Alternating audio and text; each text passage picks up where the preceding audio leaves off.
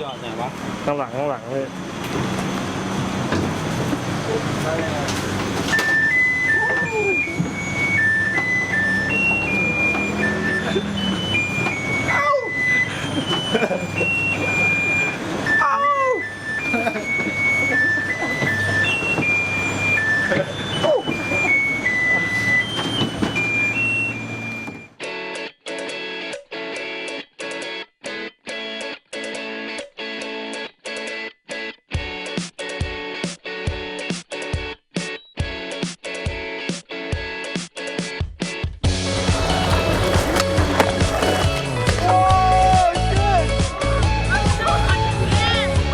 แผนกูไม่รู้ทุดนะเว้ยเนี่ยมันแค่นี้เองอะแบบมึงเจียง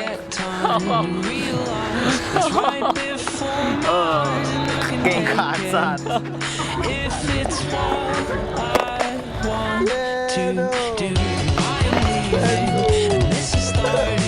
เฮ้ยบวก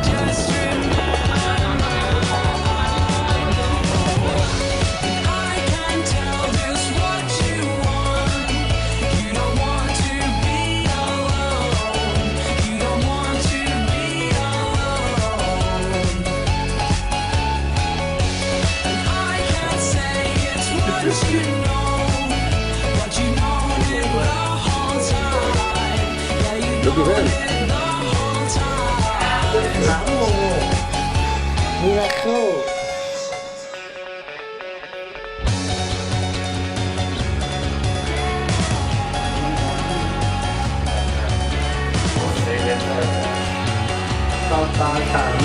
ก็ไม่ติดลูกตา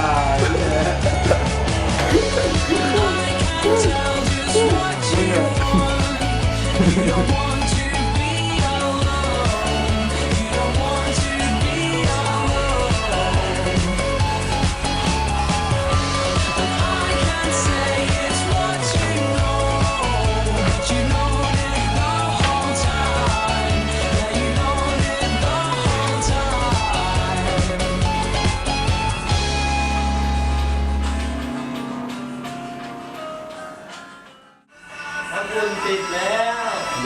จริงไหมเนี่ยนี่ไงอ่ะเห็นเทียบไปกันแล้วเมื่อกี้กันละอุ่นเฮ้ยทำไมกันวะ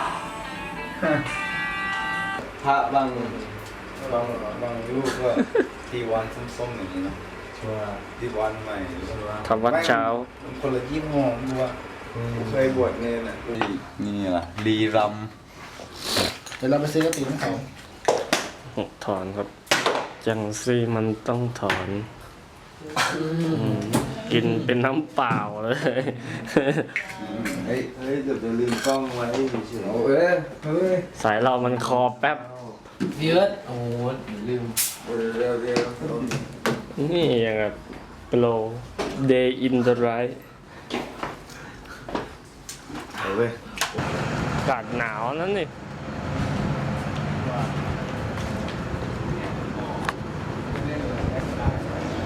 เอาวะมาจัดเลยโปรต่อเป็น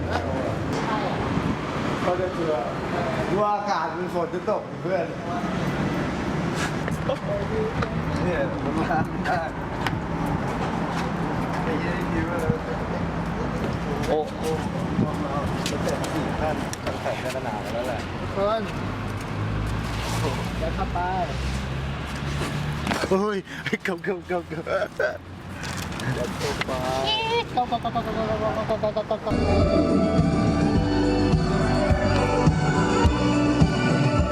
มันจะทัวเปียกฝนเลย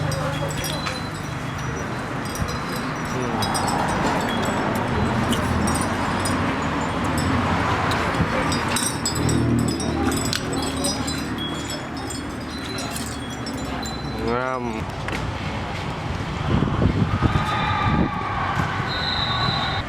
เลย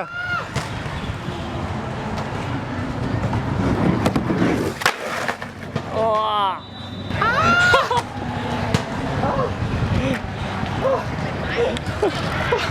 ทำไมวะเนี่ย จะทำไมวะเนี่ย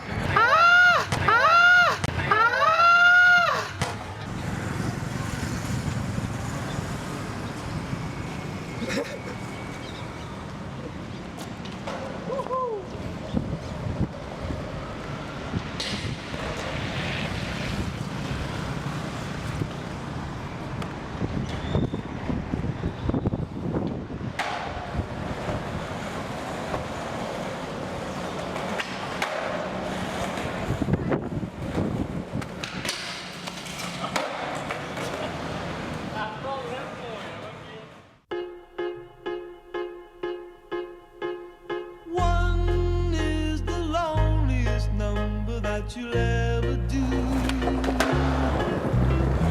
Two can be as bad as one. It's the loneliest number since the number one.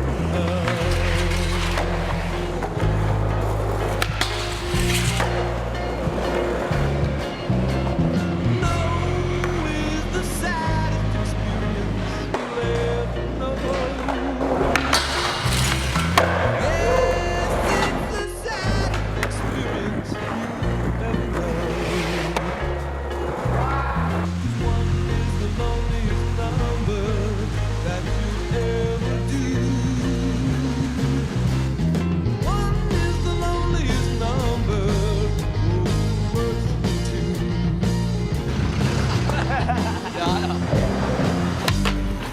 It's just no